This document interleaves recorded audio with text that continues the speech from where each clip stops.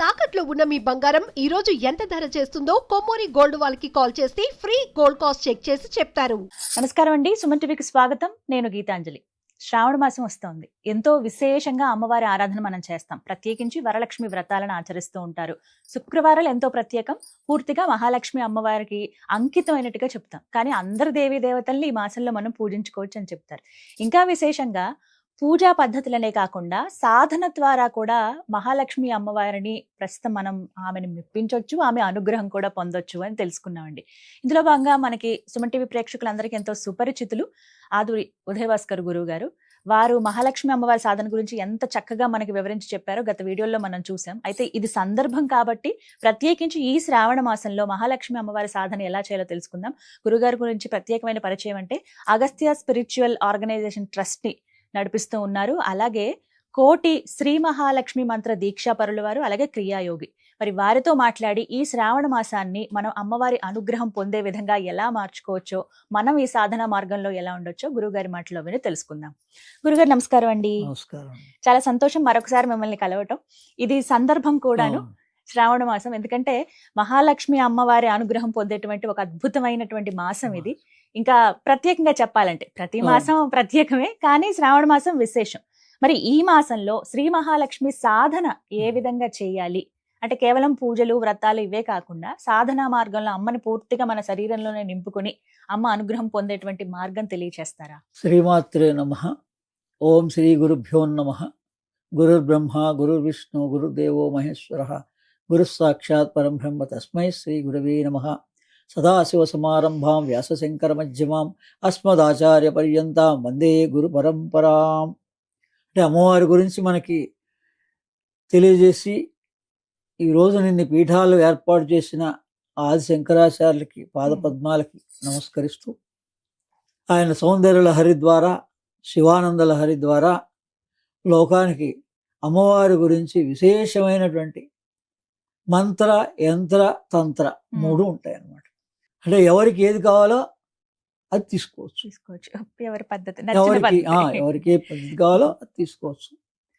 అందుకని అలాగే యోగ ధ్యాన పద్ధతిలో ఈ కాలానుగుణ్యంగా కూడా వారు రాసినటువంటి మూల గ్రంథాలని తర్వాత వాళ్ళు సైంటిఫికల్గా కూడా దాని అర్థాలని ఎంతోమంది ఇంకా అన్వేషిస్తూనే ఉన్నారు. వారి అన్వేషణలో భాగంగా వాళ్ళకి ఆ అమృతత్వం వస్తూనే ఉంది. వచ్చినట్టుగా అందరికీ పంచడం జరుగుతుంది. అయితే గురువుగారు, సాధన పద్ధతిలో అడగాలనుకుంటున్నాం అండి. అందరికీ వ్రతాలు ఆచరించడం లేకపోతే ఇంట్లో పూజ చేయడం కుదరకపోవచ్చు, కానీ అమ్మ అనుగ్రహం పొందాలి. సాధనా మార్గంలో ఏ విధంగా అమ్మ అనుగ్రహం పొందొచ్చో మీరు చాలా చక్కగా వివరిస్తూ వస్తారు. ఎందుకంటే నాకు తెలుసు అది, ఎందుకంటే నాకు కూడా మంత్రోపదేశం చేశారు, ఇలా నేను తీసుకున్నాను. ఆ తర్వాత నేను ఎంత చక్కటి అనుభూతిని పొందానో మీతో కూడా పంచుకున్నాను. అంటే ఏ విధంగా అసలు ముందు పూజని ప్రారంభించాలండి, సులువుగా చేసుకునే పద్ధతి? అందరూ సామాన్యంగా చేసుకునే పద్ధతిలో లక్ష్మీదేవి చిన్న ఫోటో పెట్టుకున్నా కూడా మనకి చాలు. మనం వారానికి ఒకసారి ఇంట్లో కుదరని వాళ్ళు పక్కనే దేవాలయం, అమ్మవారి ఏ దేవాలయం అమ్మవారే. అందుకని అమ్మవారి దేవాలయానికి మనకు తోచినట్టుగా ఒక కొబ్బరికాయ, అరటిపండు, అమ్మవారికి ఒక దండ, అంతే. ఇంత సింపుల్గా అమ్మవారిని తృప్తిపరచచ్చు. ఇంట్లో చేసుకుంటే ఒక చిన్న గ్లాసులో పాలు కానీ, ఆ పాలల్లో ఒక తేనె చుక్క మధుర పదార్థం ఆమెకి ఇష్టం మనం ప్రిపేర్ చేయగలిగితే పర్వాణంగా అమ్మవారికి నివేదన చేయాలి. అందుకని యావత్ లోకంలో మనుషులందరికీ కూడా భగవంతుడు అనేటువంటి వాడు అందరికీ సమానం. అంతేగాని కొంతమంది పూజ చేసిన వాళ్ళకే అనుగ్రహిస్తాడు, చేయని వాళ్ళకి అనుగ్రహించడని లేదు. మనస్సులో భావన ప్రధానం. యద్భావం తద్భవతి. మన శాస్త్రం అంతా కూడా మనం ఏ భావంతో చేస్తున్నామో అది ప్రధానం. అందుకని అన్ని సాధనలు కూడా మనకి జీవితం సుఖ సంతోషాలతో వర్ధిల్లాలి అంటే మన మానసిక స్థితిలో మార్పు రావాలి. బయట ప్రపంచం మారుతుందా, అది ఎప్పుడు అలాగే ఉంటుంది. కానీ మన మనస్సు మారితే మనకి అన్నీ కూడా సవ్యంగానే కనిపిస్తాయి. ఏ కష్టంలాగా అనిపించదు. ఆ సమయానికి అందరితో పాటు సుఖ దుఃఖాలు అనుభవిస్తాం, కానీ ప్రతిరోజు నిత్యము కూడా ఆనంద స్థితిలో ఉండగలుగుతాడు మానవుడు. అంటే మనం అనుకుంటున్నాం సంపద వల్లనే సుఖం వస్తుంది అని. మహాలక్ష్మి అంటే సంపద కదా. అందుకని ఆ లక్ష్మి యొక్క తత్వాన్ని మనం గ్రహిస్తే, అంటే సైన్స్ అన్నమాట. ఇప్పుడేమో సైన్స్ అన్నారు, దీన్నే మన వాళ్ళు తత్వం అన్నారండి. అందుకని మీరు ఏ పేరు చెప్పినా గణపతి, గణపతి తత్వం. ఎందుకు లక్ష్మీ గణపతి అన్నారు? అందుకని ఈ లక్ష్మిని గణపతిని కలిపి ఆరాధించాలి. ఎందుకు శ్రావణ మాసం కాగానే భాద్రపద మాసం వస్తుంది. అప్పుడు మళ్ళీ ఆ భాద్రపద మాసం వచ్చినప్పుడే గణపతిని కాదు, మనకి ఆటంకాలన్నీ తొలగించడానికి గణపతి. విఘ్నకారకుడు, విఘ్నాన్ని తొలగించేవాడు కూడా. విఘ్నహర్తి, విఘ్నకర్తి, రెండు. అదే లక్ష్మీ గణపతి అన్నారు. అమ్మవారిని ఏం చెప్పారంటే లక్ష్మీ గణపతి అన్నారు. అందుకని ఆ పేరులోనే మనం ఏం విశేషం ఉంది, విశేషార్థం ఉంది, దాని తత్వం అంటారు. మనకి మొత్తం అంతా కూడా ఏ గురు ద్వారా కానీ పెద్దల ద్వారా కానీ మనం తెలుసుకోవాల్సింది భగవత్ తత్వం. భగవంతుడి కన్నా భగవత్ తత్వం గొప్పది. భగవంతుడు అంటే మళ్ళా నామరూపమైన దేవతలంతా భగవత్ స్వరూపాలే. భగవంతుడి యొక్క శక్తి ఈ దేవతలందరికీ ఉంది. కానీ అసలు భగవంతుడు ఎవరు, దాన్ని మనం ఈ కాలంలో సైన్స్ అంటున్నాం, అంతే తేడా. అందుకని మీరు సైన్స్ గాను తెలుసుకోవచ్చు, తత్వం గాను తెలుసుకోవచ్చు. ఇంట్లో పూజ చేసుకునే వాళ్ళైతే పాలు తేనె నైవేద్యం పెట్టుకొని అమ్మవారి ఫోటో పెట్టుకొని చేసుకోవచ్చు. లేదు ఇంకా యంత్రంగా కూడా మనం ఇంతకుముందు కూడా ఇచ్చాం. యంత్రంగా ఈ రకంగా చిన్నది వాళ్ళు పర్సులో పెట్టుకోవచ్చు, జేబులో పెట్టుకోవచ్చు. ఈ యంత్రం మనకి రక్షణ కల్పిస్తుంది అన్నమాట. ధైర్యాన్ని, విశ్వాసాన్ని, భగవత్ శక్తి మనకు కల్పిస్తుంది. అది ఎక్కడుంది అనేది మనం తెలుసుకోవాలి. మొట్టమొదట ఈ శక్తి మనలో ఎలా పనిచేస్తుంది, మన హృదయంలోనే. మనకి శ్రద్ధ, విశ్వాసాన్ని పెంపొందించి మన మానసిక స్థితిలో మార్పు కలుగజేసేటువంటి శక్తినే మహాలక్ష్మి శక్తి అంటాం, శ్రీ మహాలక్ష్మి శక్తి అంటాం. మన ఇళ్లలో మనం అందరం ఆరాధించుకునే శక్తిని లక్ష్మి అంటాం. సామూహికంగా విశేషంగా ఆరాధించే శక్తిని శ్రీ మహాలక్ష్మి అంటాం. అది తేడా. అందుకని మన లక్ష్మీదేవి ఫోటో మన వరకు, మన కుటుంబం వరకు ఆరాధించవచ్చు, ప్రయోజనాలు పొందొచ్చు. ఎలాంటి ఫోటో ఉండాలి గురుగారు? అది ఏదైనా పర్వాలేదు. వాళ్ళ ఇష్ట ప్రకారంగా కూర్చున్న లక్ష్మీదేవి ఉంటుంది, నిలబడిన లక్ష్మీదేవి ఉంటుంది. అది ఎలా ఉంది అనేది ప్రమాదం కాదు. ఆ లక్ష్మీదేవి మన హృదయంలో మరి ఆమె నిలిచి ఉన్న ఫోటో అంటే అర్థం ఏంటి? నీ లోపల స్థిరంగా నిలబడాలా లేదా కూర్చోవాలా? అంటే మనకి కింది భాగం వరకే అవసరం అంటే కూర్చున్న ఫోటో, మన దేహం అంతా కావాలి అనుకుంటే నిలబడిన ఫోటో. సైన్స్ గా తెలుసుకోవాలి. భయం ఏం లేదు, ఇది పెడితేనే ఎక్కువ వస్తుంది, అది పెడితేనే వస్తుంది, అదేం లేవు అటువంటివి. భగవంతుడి దగ్గర భయపడాల్సిన పని లేదు, భక్తితో చెయ్యాలి. మనం ఎంత భక్తి ఉంటే, ఎంత విశ్వాసం ఉంటే, ఎంత జ్ఞానం ఉంటే ఈ భయాలు తొలుగుతాయి. అందుకని పుస్తకాన్ని చదవడం మానేశారు. అందుకని వాటి గురించి తెలుసుకుంటే మన స్వాధ్యాయనం. అందుకని వేద పాఠశాలలో ఏం చెప్పేవాళ్ళు అంటే 14 సంవత్సరాలు వేదం బోధించిన తర్వాత జీవితకాలం స్వాధ్యాయనాన్ని వదలొద్దు అని చెప్తారు. ఏదో ఇక్కడతో ఆగిపోవద్దు, చదివిన తర్వాత నీ ఉపాధికి ఏ పని చేసుకున్నా చేసుకో, కానీ జీవితకాలం మాత్రం చదువుతూనే ఉండు, తెలుసుకుంటూనే ఉండు కొత్త విషయాల్ని. అదే మనం కూడా ఒక డిగ్రీ చదివాం, కానీ అక్కడతో ఆగిపోయినాం. డిగ్రీ కావచ్చు, పోస్ట్ గ్రాడ్యుయేషన్ కావచ్చు, ఏదైనా చదువుకున్నాం, కానీ ఆ చదివిన తర్వాత ఉద్యోగం దగ్గరికి వెళ్ళాక పుస్తకాలు చదవడం మానేసాం. అందుకని మనకి అనుమానాలు, భయాలు, సందేహాలు అన్నీ వస్తున్నాయి. మనకి ఏది కావాలో దాని సబ్జెక్ట్ రెడీగా ఉంది. ఒక్క పుస్తకం చదువుకున్నా కూడా మన సందేహాలన్నీ పోతాయి. అయితే ఇప్పుడు శ్రావణ మాసం కదండి, ఏ విధంగా మొదటి రోజు నుంచి ఎలా ప్రారంభించమంటారు? మొట్టమొదటి రోజు నుంచి కూడా శుచిగా స్నానం చేసి ఉదయాన్నే ఆరంభం చేసి, ఒకవేళ మరీ అంతగా ఉదయం లేదు అనుకుంటే సాయంత్రం పూట అయినా, ఎందుకంటే అమ్మవారు రాత్రిదేవి, నవరాత్రులు ఏవైనా రాత్రులు ఉంటాయి, అవేం సూచిస్తున్నాయి? అమ్మవారు చంద్రకళా స్వరూపిణి, అందుకని చంద్రుడు రాత్రి, కాబట్టి విశేష ఫలితం రాత్రి ఎక్కువ. పగలు చేసుకోవచ్చు, ఒకవేళ చేసుకోలేకపోయినా పర్వాలేదు, సాయంత్రం పూట తప్పనిసరిగా చంద్రుడిని చూసి, అందుకని ఆ చంద్రుడు చంద్రకళా స్వరూపిణి దినదినాభివృద్ధి ఎలా ఆ చంద్రవంక పెరుగుతూ ఉంటుందో ఆ రకంగా మనకి ఆ చాంద్రాయణ వ్రతం చేసేవాళ్ళు దాన్ని అలా చేసుకుంటారు.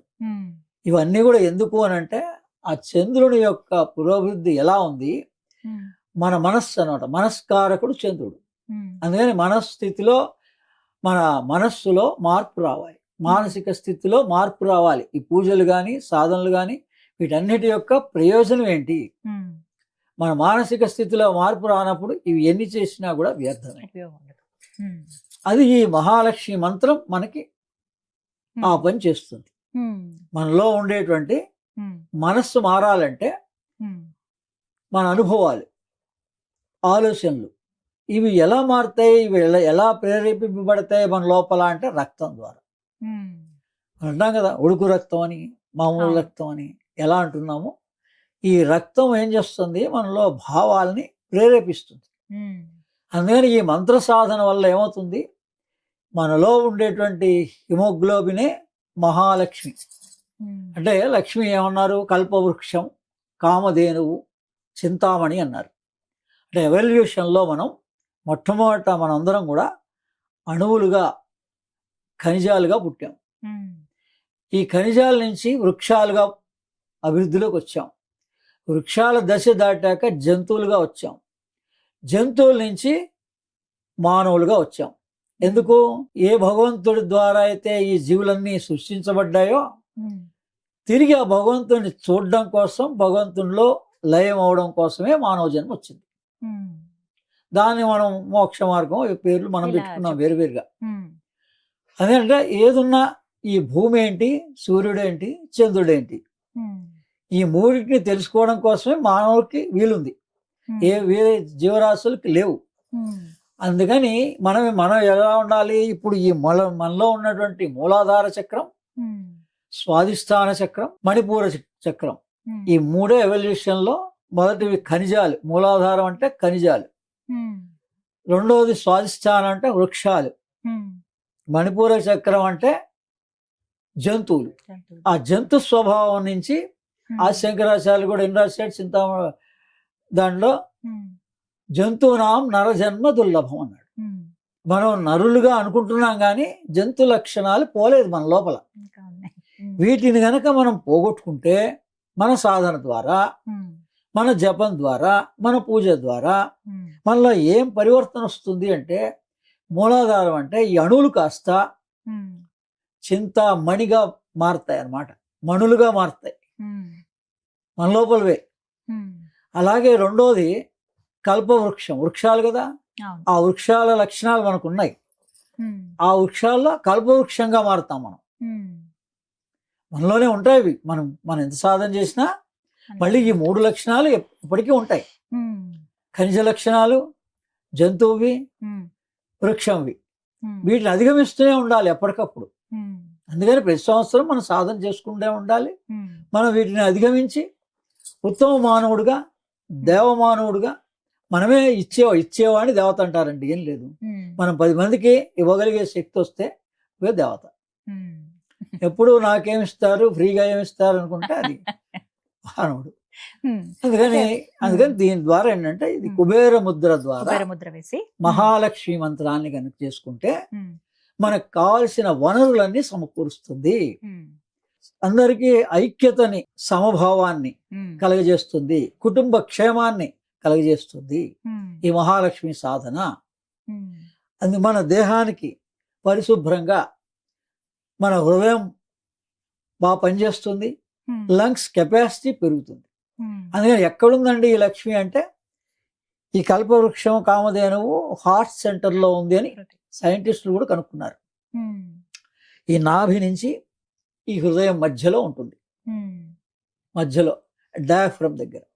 డయాఫ్రమ్ కరెక్ట్గా మనకి ఆడుతూ ఉంటే ఈ లంగ్స్ కెపాసిటీ, ఈ బ్లడ్ సర్క్యులేషన్ కూడా సక్రమంగా ప్రసరిస్తుంది.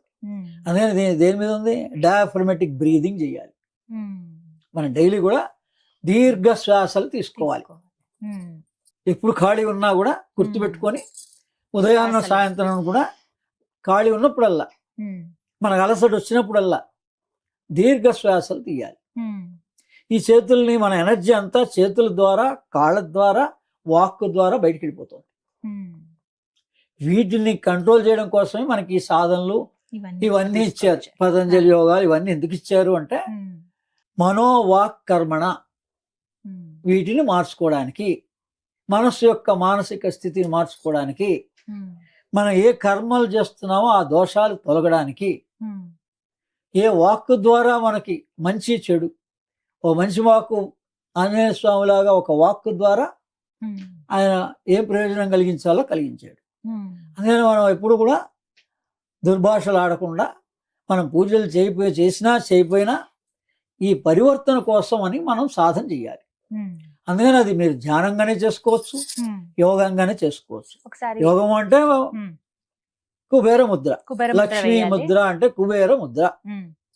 ఇది ప్రాణ అపానాల్ని క్లోజ్ చేసి చివరి 2 వేళ్ళు ప్రాణ అపాన, ఈ 3 వేళ్ళు సమాన వ్యాన ఉదాన.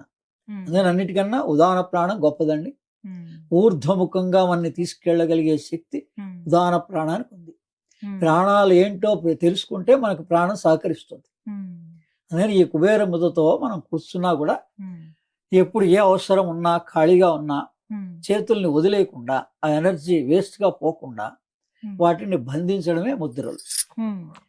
ఏ ముద్రనే తీసుకోవచ్చు. ప్రాణముద్ర, అపాన ముద్ర, ఉదయం పూటనే కూడా ప్రాణముద్ర, ఈ 2 కలిపి ప్రాణముద్ర, ఈ 2 కలిపితే అపాన ముద్ర, చివరి వదిలేసి 2 వేలు పట్టుకుంటే అపాన ముద్ర, ప్రాణముద్ర. అలాగే ఇప్పుడు కుబేర ముద్ర. ఒక్క 2-3 ముద్రలు చేయండి రోజు, మీ ఆరోగ్యం బాగుంటుంది, మానసిక స్థితి బాగుంటుంది.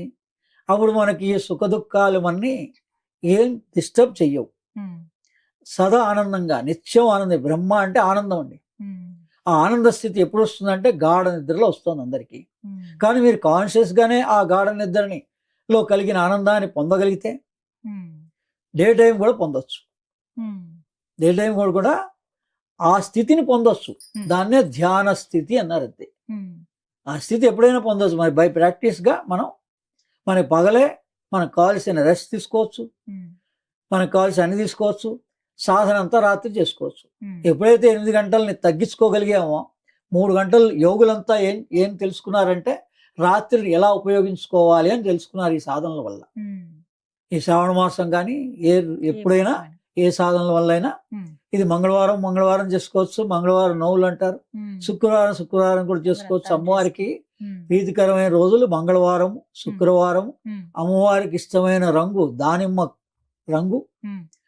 ఆ రంగు వస్త్రాన్ని వేరే వాళ్ళు బహుకరించినా అమ్మవారి సంతృష్టి చెందుతుంది. లేదా గుళ్ళో ఆ వస్త్రాన్ని అమ్మవారికి అలంకరించిన, మన ఇంట్లో అలంకారం చేసుకున్నా మన ఓపిక తగ్గట్టే చేయాలి.